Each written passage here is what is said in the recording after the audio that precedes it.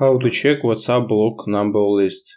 Hi everyone, it is GuideHacks, and in this video I will show you how to check WhatsApp block number list. Now let's get started. First we need to open our WhatsApp app.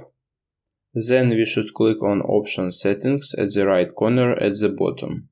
Here we need to find option account and click on it as well. In the appearance menu we should find option which is called privacy and tap on it. Now we see option blocked and we should press on it. Here you will see the people who have been blocked by you. To unblock someone, just tap on this contact and scroll down and find option unblock and username and just tap on it. Also you can tap on add a new, and in appearance menu you can tap on someone and block him or her.